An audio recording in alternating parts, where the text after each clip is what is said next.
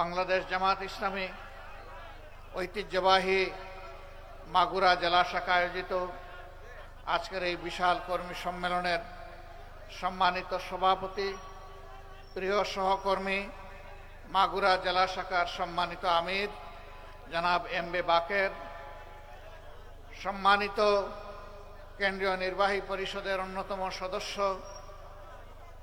কুষ্টিয়া যশোর অঞ্চলের সম্মানিত দায়িত্বশীল জনাব মোবারক হুসাইন, মঞ্চে বসা আঞ্চলিক, জেলা এবং স্থানীয় নেতৃবৃন্দ, বিভিন্ন সংগঠন এবং ধর্মের সম্মানিত বিশিষ্ট ব্যক্তিবর্গ, আমার প্রিয় সহকর্মীবৃন্দ এবং সাংবাদিক বন্ধুগণ,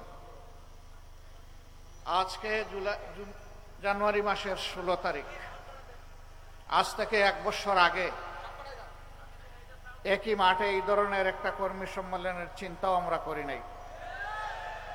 কেন করি নাই? সেই সময় এই দেশে এমন একটি সরকার গায়ের জোরে দেশ চালাচ্ছিল যারা মানুষের মুখের ভাষা কেড়ে নিয়েছিল।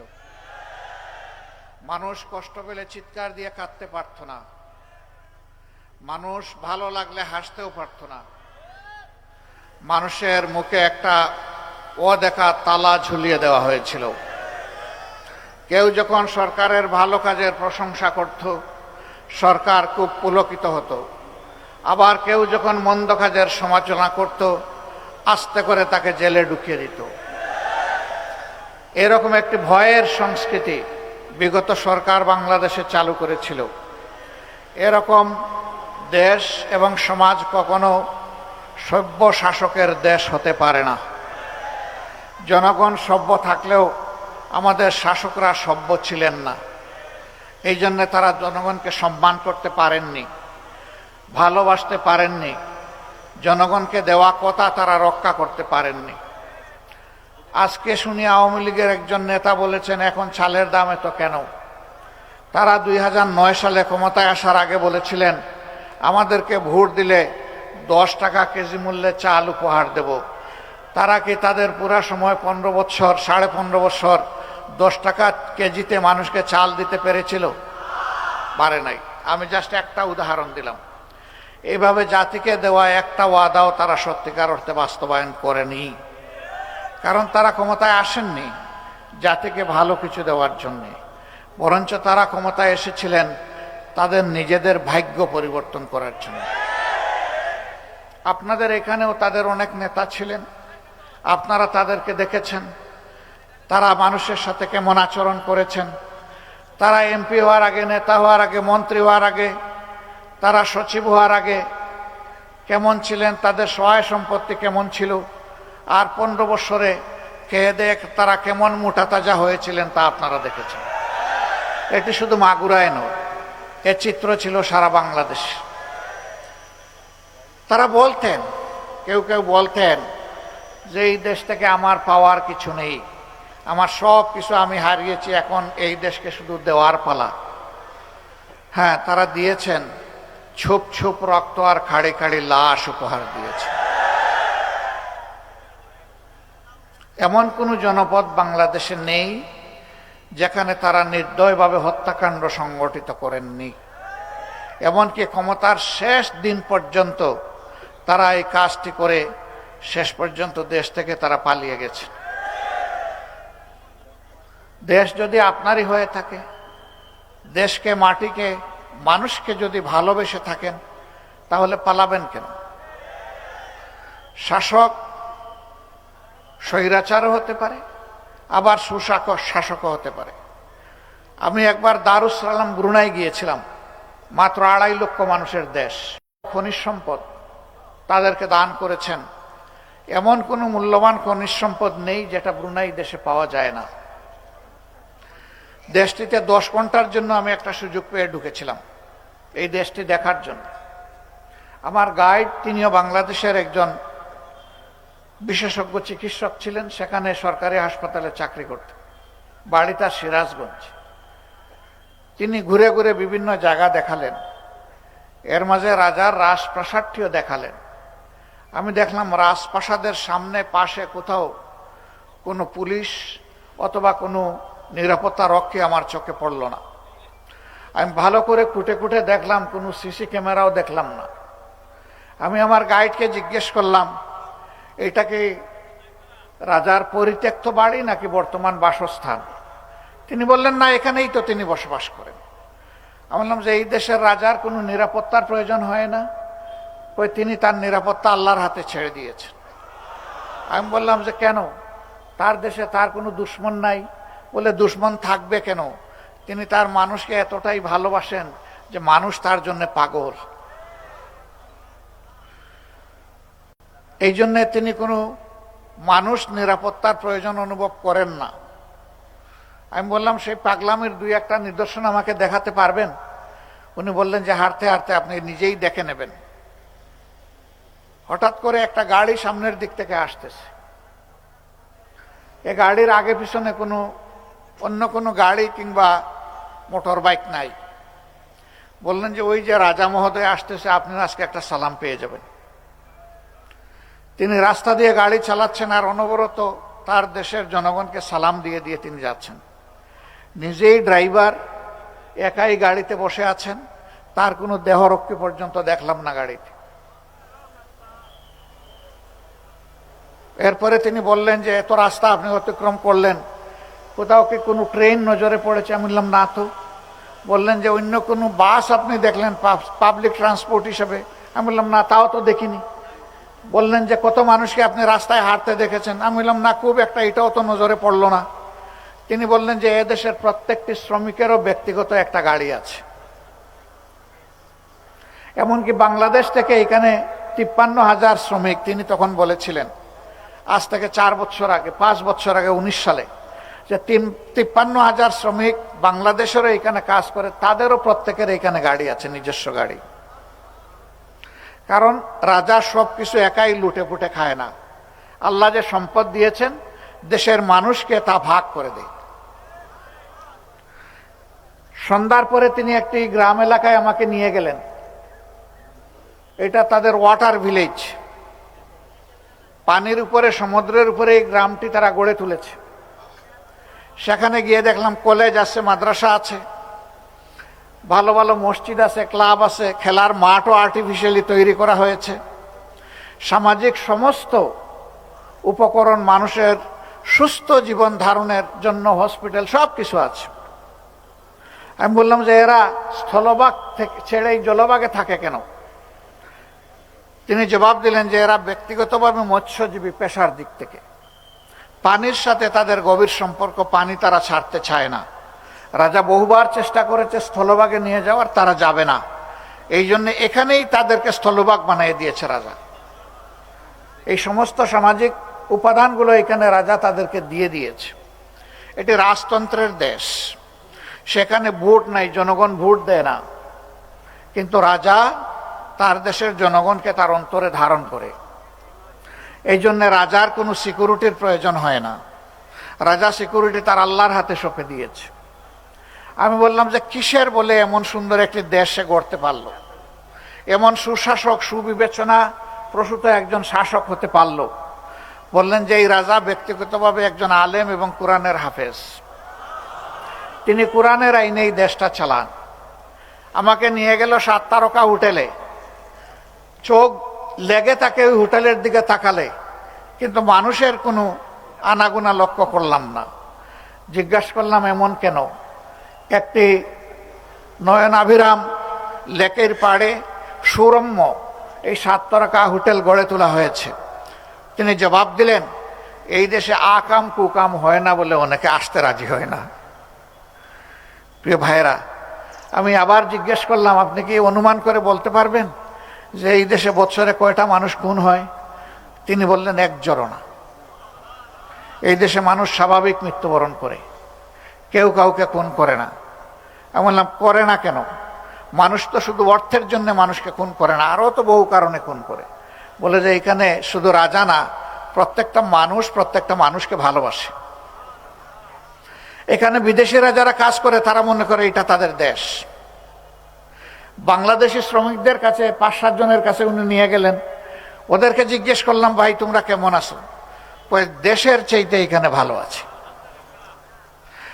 তো সে যদি যে দেশে কাজ করতে গিয়েছে সেই দেশটাকে নিজের দেশের চাইতে চমৎকার মনে করে, তাহলে ওই দেশকে ভালোবাসবে না কেন সে? আমি জিজ্ঞেস করলাম, দেশটা কি তোমাদের নাকি অন্যদের? বলে, যে কয়টা মুহূর্ত আছে এই দেশ আমার, এই দেশ আমাদের। এই দেশ আমরা বলবো না যে ব্রুনাইবাসীর, আমরা এদেশের নাগরিক মনে করি নিজেদেরকে। কারণ নাগরিকরা যে সমস্ত সুবিধা পায় সমান সুবিধা আমরা পাই।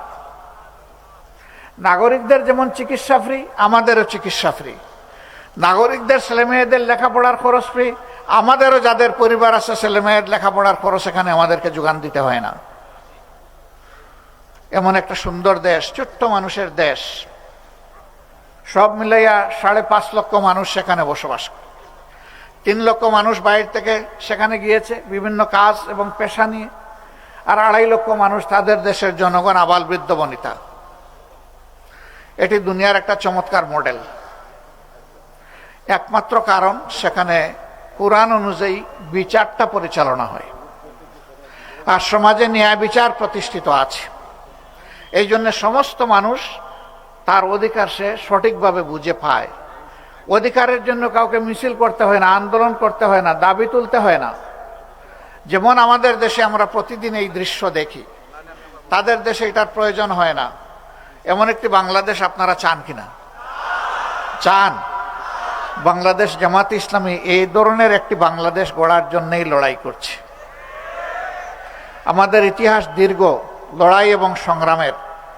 আমাদের সাংগঠনিক জীবন 41 সাল থেকে বিবেচনা করলে আজকে 84 বৎসর। অনেকে বলে জামাত কি একটা ব্যর্থ দল যে 84 বছরের মধ্যেও একবার ক্ষমতায় যেতে পারল না? অথচ অনেকে দল গঠন করে ক্ষমতায় থাকা অবস্থায় আবার তারা বারবার ক্ষমতায় আসে, আবার কেউ ক্ষমতায় বাইরে থেকেও দল গঠন করে ক্ষমতায় এসেছে। জামাত কেন পারল না? হ্যাঁ, এটি জামাতের দুর্বলতা ধরে নিতে পারেন। জামাত যে আদর্শের দল দেশ গঠন করতে চায়, সেই আদর্শটা ব্যাপকভাবে জনগণের মধ্যে হয়তোবা এর আগে আমরা ছড়াই দিতে পারিনি। আলহামদুলিল্লাহ, এখন দেশের জনগণ সব দেখেছে। এই দেশ দফায় দফায় যারা শাসন করেছেন তাদের সকলকে দেখার সুযোগ জনগণের হয়েছে। এমনকি এক সময় আমাদেরও 2 জন শীর্ষ দায়িত্বশীল সরকারের মন্ত্রী ছিলেন, তাদেরকেও দেশের জনগণ দেখার সুযোগ পেয়েছে। আমরা অন্যদের ব্যাপারে কিছুই বলবো না, মহান আল্লাহ শুকরিয়া আদায় করে বলবো যে আমাদের তখনকার আমির এবং সেক্রেটারি জেনারেল 2 জন পর্যায়ক্রমে 3টা মন্ত্রণালয় তারা সেবা দিয়েছেন মন্ত্রী হিসাবে। আলহামদুলিল্লাহ, তাদের কোনো নিকৃষ্ট দুশ্মনও বলতে পারেনি যে তাদের মন্ত্রণালয়ে দুর্নীতি কিংবা স্বজনপ্রীতি ছিল। এর কারণ হচ্ছে জামাত ইসলামী কোরআনের আলোকে এই চরিত্রের লোকই গঠন করেছিল। তাদের এই মন্ত্রণালয় থেকে কোনো ধর্মের লোক একথা দাবি করতে পারবে না যে তারা মন্ত্রী থাকা অবস্থায় এই মন্ত্রণালয়ে আমাদের যে হক ছিল এটা আমাদেরকে দেওয়া হয়নি। বরঞ্চ রাষ্ট্রের যে সম্পদ তাদের হাতে তুলে দেওয়া হয়েছিল, তারা দেখেননি কে কোন ধর্মের মানুষ, এটাও দেখেননি কে কোন দলের মানুষ। তারা দেখেছেন এই মানুষটা বাংলাদেশেরই একজন। এই জন্য যার যেটা পাওনা হক তাদের হাতে তারা তুলে দিয়েছিলেন।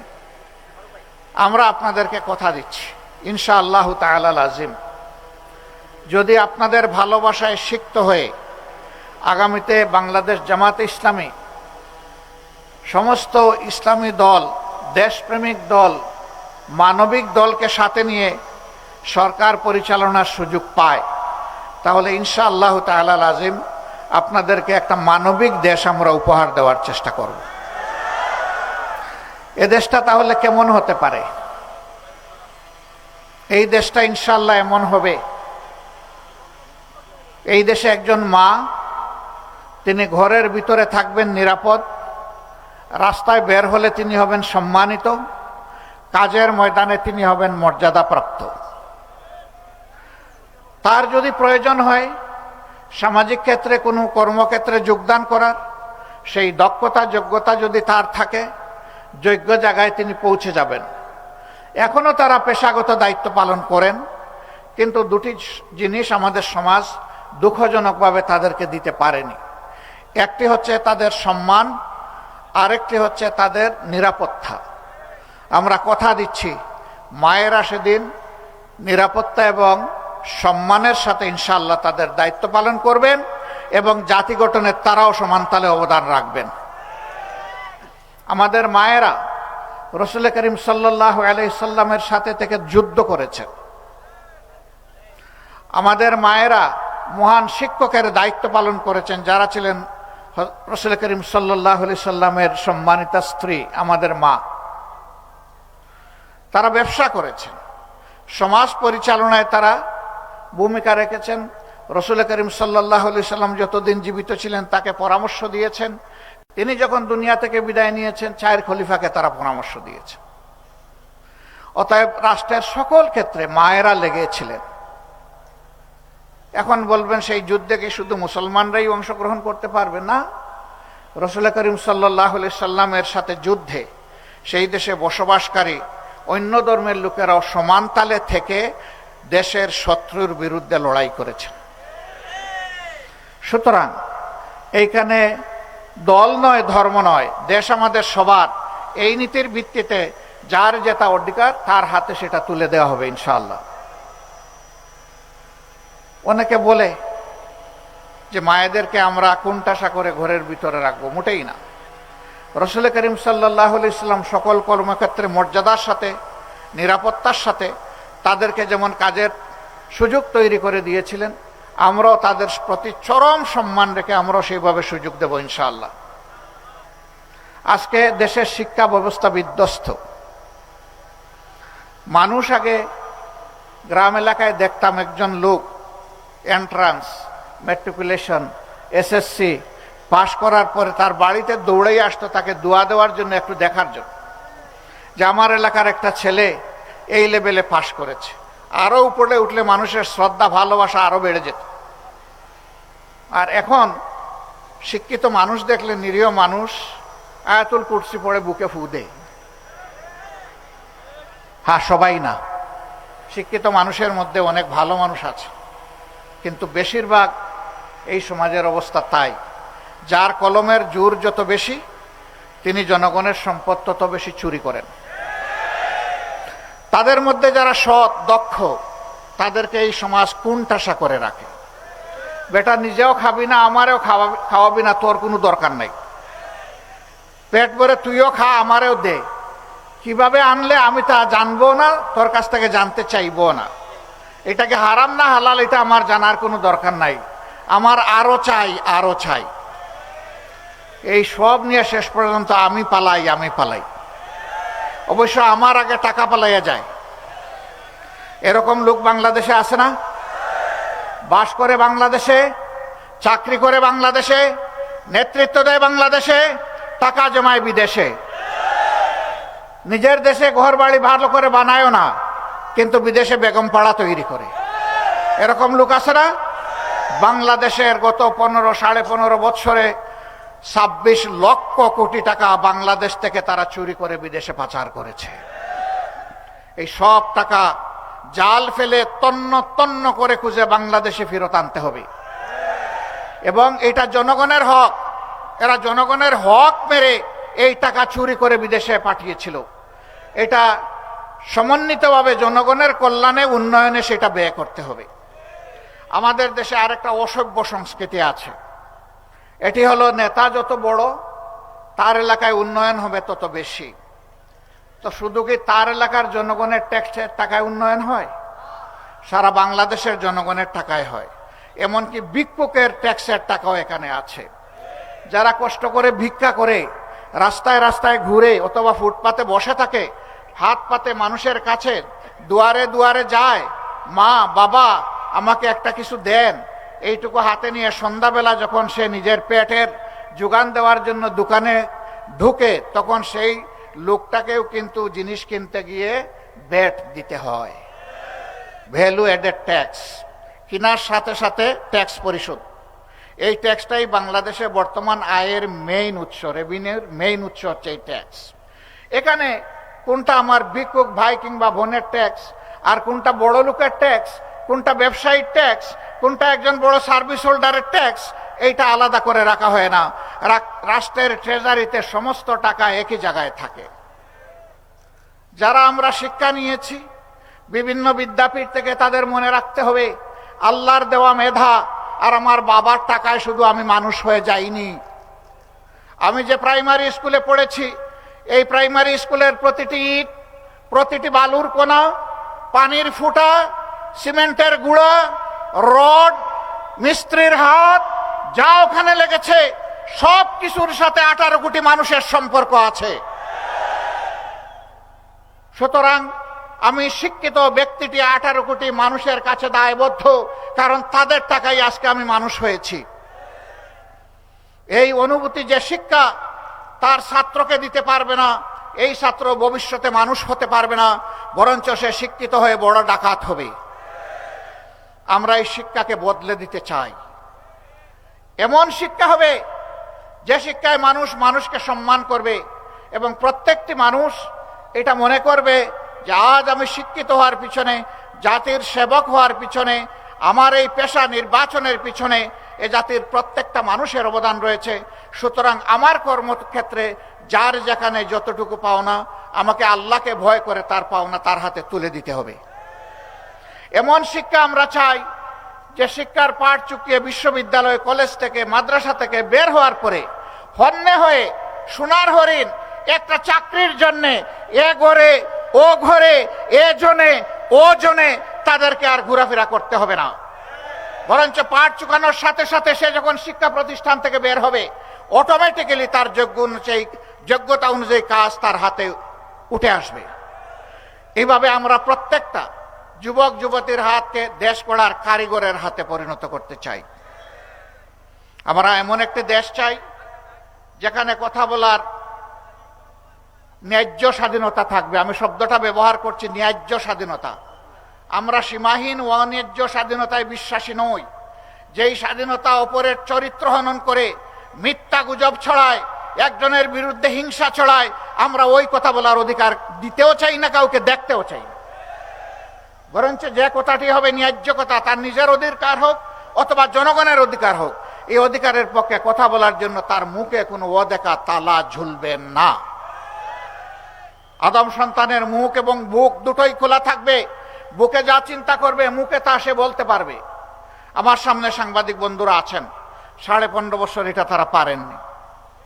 তারা নিজেরা সাক্ষী, দেশের 18 কোটি জনগণ সাক্ষী। তাদের হাতে ছিল এক ধরনের অদেখা হ্যান্ডকাপ, আর তাদের মুখে ছিল এক ধরনের অদেখা থালা। অনেক সময় স্ক্রিপ্ট লিখে দিয়ে বলা হয়েছে এই নিউজ হুবহু এইভাবে প্রকাশ করুন। তার প্রমাণ হচ্ছে বিরোধী দল, বিশেষ করে জামাতে ইসলামীর চরিত্র হনন করার জন্য, দুর্নাম করার জন্য 60টা পত্রিকায় একদিন সামনে নিয়ে বসলাম। সবাই লিখেছে তার স্টাফ রিপোর্টারের রিপোর্ট।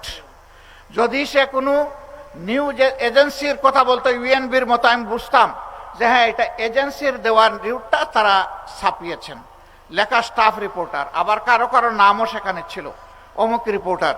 কিন্তু রিপোর্টগুলা হুবহু দাড়ি কমা সহ একই ধরনের। এটা কিভাবে হয়? মানুষের উপর আল্লাহ তাআলার পক্ষ থেকে যদি ওহী না আসে, তাহলে হুবহু এইরকম তো এক হওয়ার কথা না। আর এই যুগে তো আর ওহী নাজিল হবে না, কারণ আল্লাহ রসুল তো আর দুনিয়ায় আসবেন না। আল্লাহ তাআলা তো কোরআনের শেষ আয়াতে, যেটা সূরা মায়েদার 3য় আয়াত, আল-ইয়াওমা আকমালতু লাকুম দীনাকুম ওয়া আতমামতু আলাইকুম নি'মাতি ওয়া রাদিতু লাকুমুল ইসলামা দীনা, এটা বলে পরিষ্কার জানিয়ে দিয়েছেন আজকের দিনের পরে আর কোনো ওহী নাজিল হবে না। রাসূল করিম সাল্লাল্লাহু আলাইহি সাল্লাম যখন বিদায় হজ্জে ছিলেন তখন এই আয়াত নাজিল হয়েছিল। এরপরে আর কোনো আয়াত নাজিল হয় নাই। এর মাধ্যমে আল্লাহ তাআলা মানব জাতির জন্য সমস্ত কল্যাণ কালামে হাকিমে দিয়ে রেখেছেন। সুতরাং নতুন করে আর কিছু পাঠাবার প্রয়োজন নেই। তাহলে এই রিপোর্টগুলো মিলে গেল কেমনে?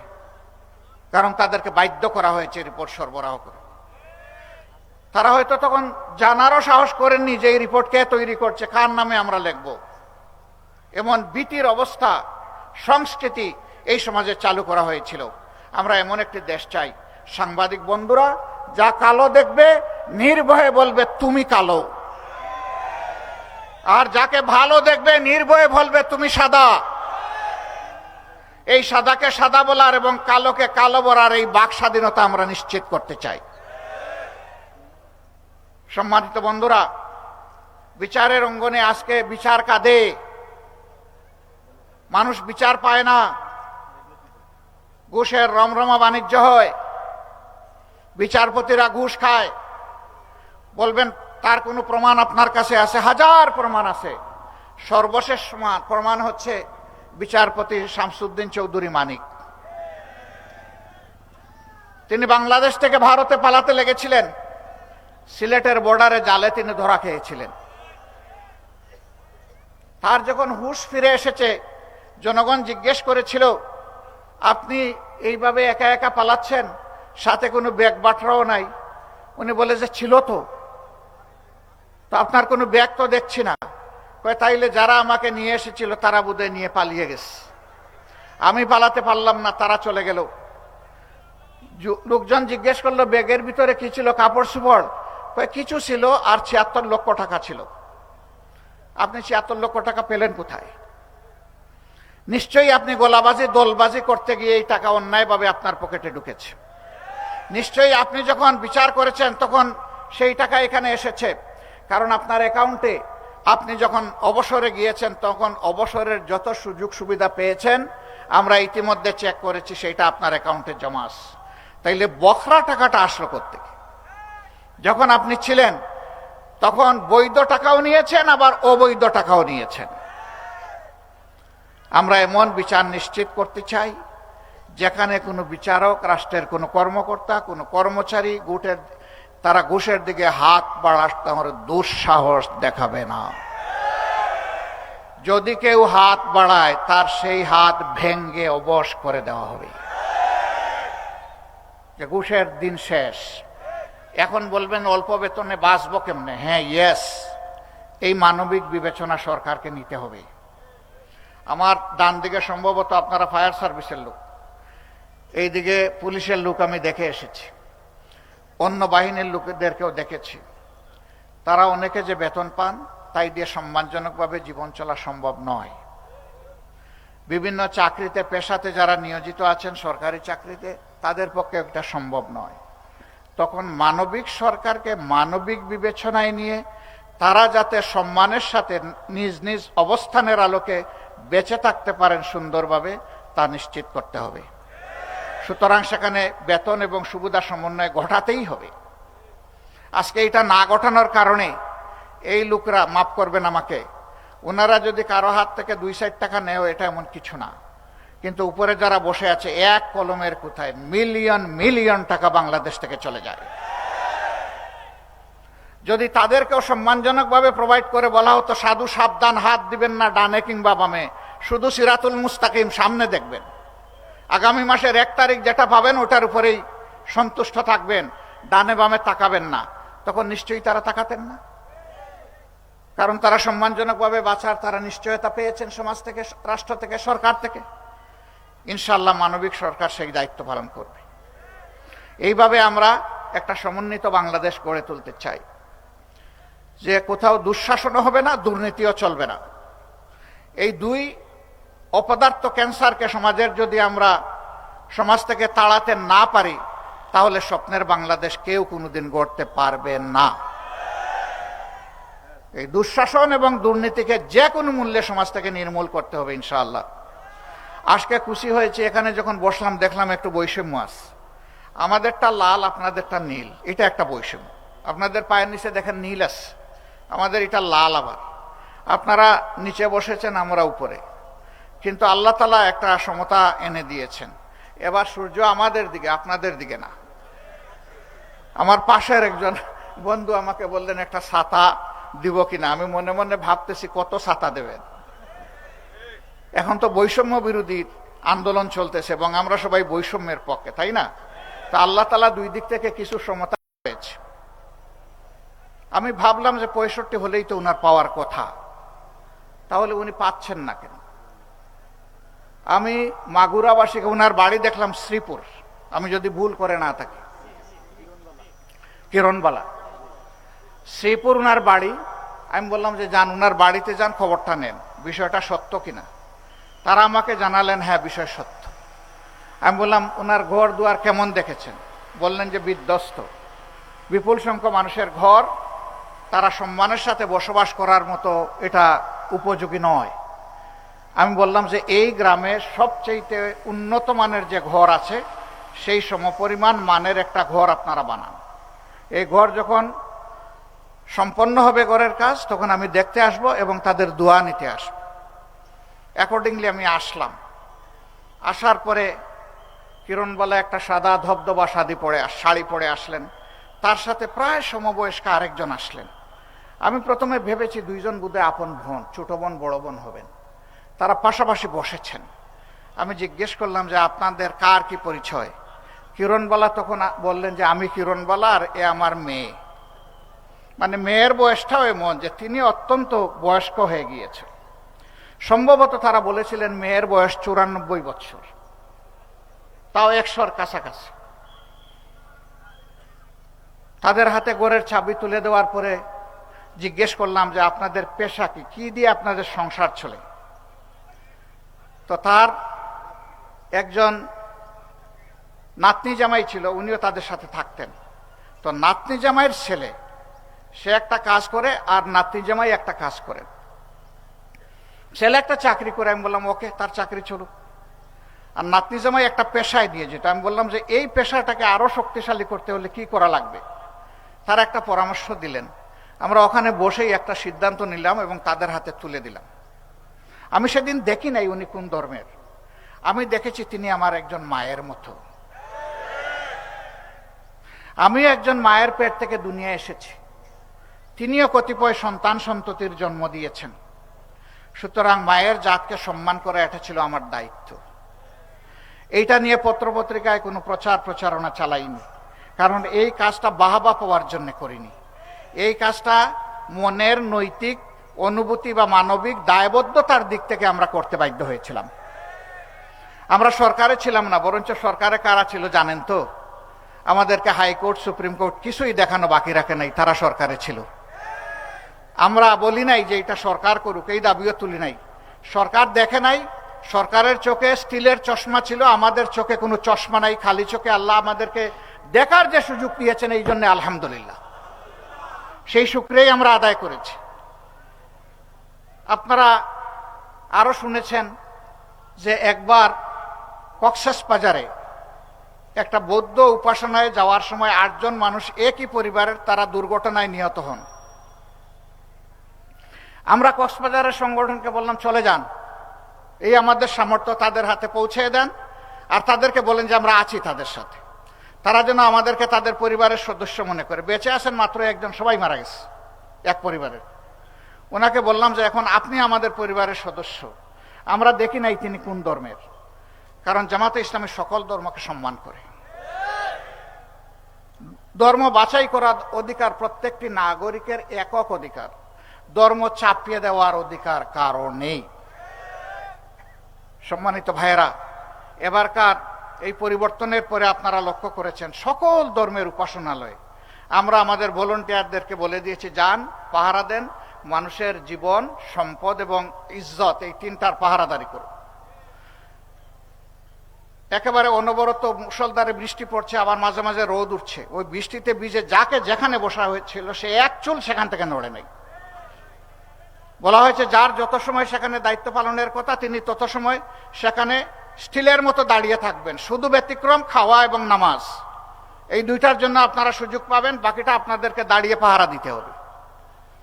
আলহামদুলিল্লাহ, বড় কোনো দুর্ঘটনা ঘটে নাই। তবে রাজনৈতিকভাবে যারা অতিরিক্ত দলবাজ ছিলেন, মানুষকে বিভিন্নভাবে কষ্ট দিয়েছেন, মানুষ তাদের অনেকের উপর থেকে কিছু প্রতিশোধ নিয়েছে। আমরা নেইনি, আমাদের সংগঠন নেয়নি, আমাদের সহকর্মীরা নেয়নি, সাধারণ মানুষ নিয়েছে।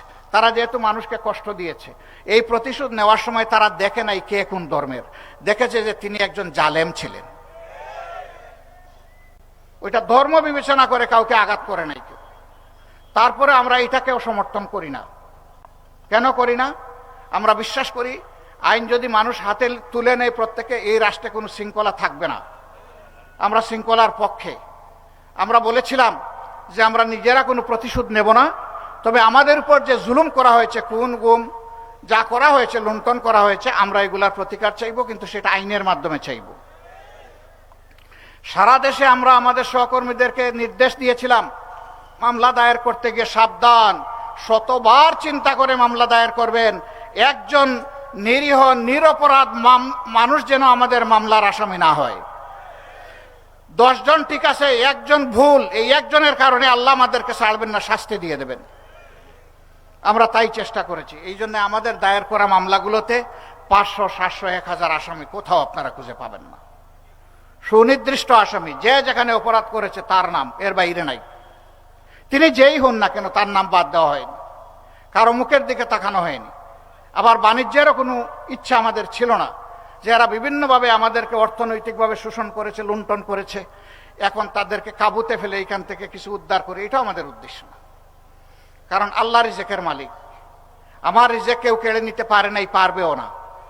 যারা নিয়েছে তারা চোর, হয় আমি দুনিয়ায় পাবো, না হয় আখেরাতে আমি আমার সম্পদ ফেরত পাবো ইনশাআল্লাহ। আমার সম্মানিত ভাইরা, সেই স্বপ্নের মানবিক বাংলাদেশটা আমরা গড়তে চাই। আপনারা কি এই দেশ গড়ার কাজে আরেকবার শপথ নিতে পারবেন? বুঝে শুনে বলেন, পারবেন? তাহলে লড়াই কিন্তু শেষ হয়নি, লড়াই কিন্তু শেষ হয়নি, লড়াই সামনে অনেক রয়ে গেছে। আমাদের সন্তানেরা যে স্লোগান দিয়েছে, আমরা একই স্লোগান দেব, আবু সাইদ মুক্ত, শেষ হয়নি যুদ্ধ। সবাই বলুন, আবু সাইদ মুক্ত। আলহামদুলিল্লাহ, সেই যুদ্ধের সৈনিক হব আমরা ইনশাআল্লাহ। নিজের জন্য, প্রিয় দেশের জন্য। নিজের জন্য এই কারণে, দেশ যদি ভালো থাকে আমিও ভালো থাকব, দেশ যদি ভালো থাকে না আমিও ভালো থাকব না। আল্লাহ তাআলা আপনাদের এই অঙ্গীকারকে কবুল করুন। আপনারা মাগুরার প্রত্যেকটি ঘরে ঘরে আমাদের সালাম পৌঁছে দেবেন। অন্য ধর্মের যারা আছেন তাদের কাছে আদাব এবং শ্রদ্ধা পৌঁছে দেবেন। এখানে বিভিন্ন ধর্মের ভাইয়েরা এসেছেন, মন খুলে তারা কথা বলেছেন। আমি তাদেরকে মোবারকবাদ জানাই এবং কৃতজ্ঞতা জানাই। তারা আমাদের দাওয়াত কবুল করে এখানে এসেছেন। আমরা হাতে হাত ধরে, কাঁধে কাঁধ রেখে আগামীতে বৈষম্যহীন সমাজ গড়ব ইনশাআল্লাহ। আমরা তাদেরকে কথা দিচ্ছি, যেমন সম্মানটি আজকে আপনারা আমাদেরকে দেখালেন, আগামী দিনে তেমন সম্মান অথবা তার চাইতে ভালো সম্মান যেন আপনাদেরকে দেখাতে পারি। আল্লাহ যেন আমাদেরকে তৌফিক দান করেন। সবাইকে ধন্যবাদ। আসসালামু আলাইকুম রহমতুল্লাহ। আল্লাহ হাফিজ। বাংলাদেশ জিন্দাবাদ। বাংলাদেশ জামাতে ইসলামী জিন্দাবাদ।